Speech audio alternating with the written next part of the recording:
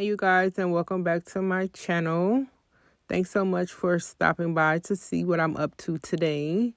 Make sure that you watch all the way until the end because this is a project that you don't want to miss. So here you'll see that I'm using my Cricut cutter to cut on some different cardstock that I purchased for my project.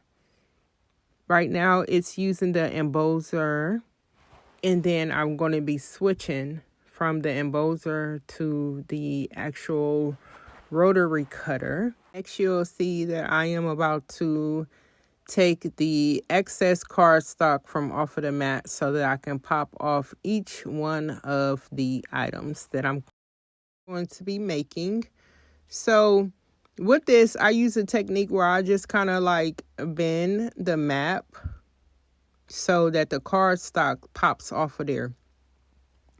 Sometimes I use my hand too to pop it off, but you really have to be gentle when you are using either technique because you do not want the cardstock to attach to the mat and tear. On this blue piece, it did kind of do that, but that's okay.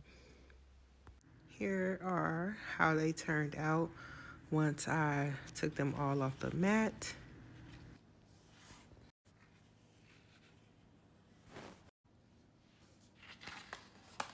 So here is where we are going to fold all along the lines that you see here.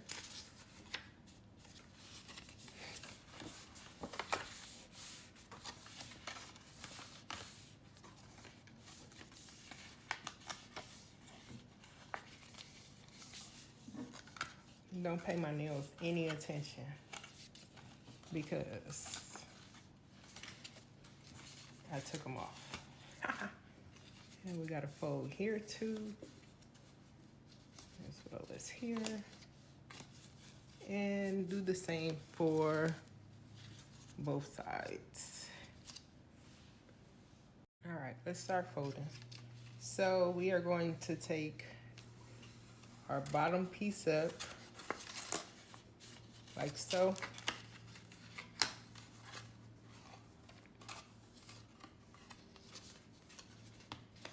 Make sure we got good folds. All right. Gonna bring our bottom piece up to meet this piece right here. This is the base of our box, the bottom of our box. And then we are going to bring this part up. Then we'll bring up our sides, both sides. I want to make sure that it's tucked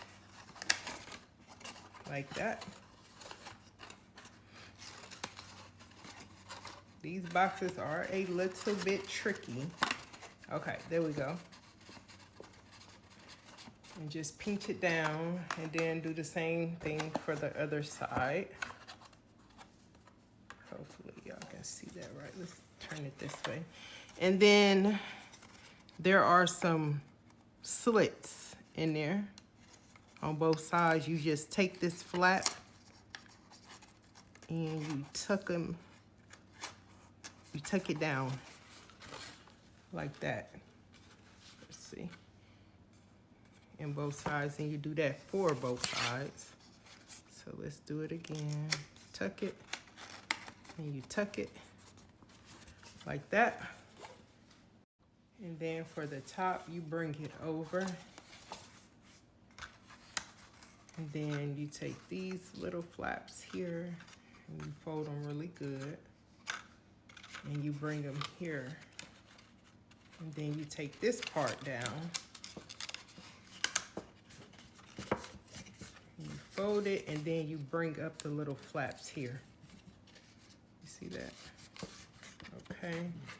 Then you want to do that for both sides.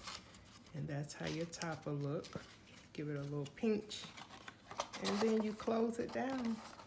And then I like to do that a little bit on the top so to ensure that the top stays closed. And there you have it. Your tiny little shoebox. And what you can do is open it like that, and I like to do a final pinch on all the little pieces. And there you have your tiny shoebox. Now, since we're making these for Easter, of course, I gotta show y'all what I'm gonna do with them. So keep watching. So now we have all of our boxes assembled.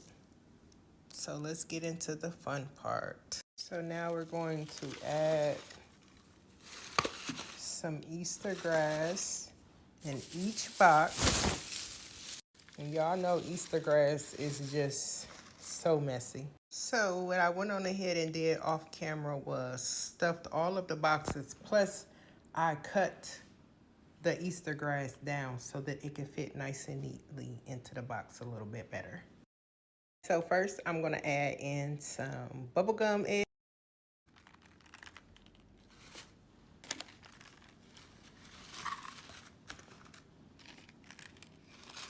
Next, I'm going to add in this little lollipop.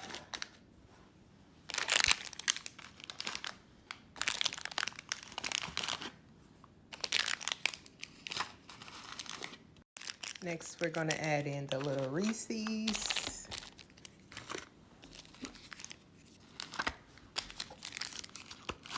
Of course, we're going to add in these cute little peep suckers.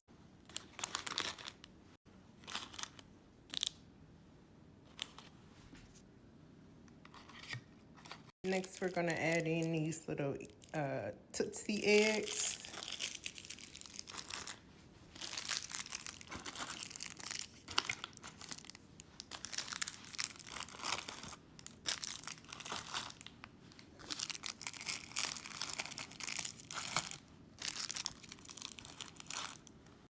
And that's how they turned out. So cute and adorable. Perfect for any classroom.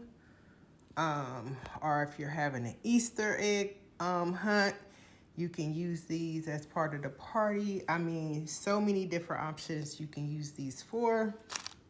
Let's see how they close down. You may have to add like a little piece of, you know, like a little piece of tape onto the box or something to some of them, but remember to also pinch the sides. So yeah, we'll probably have to add in on a piece of tape, but that's okay.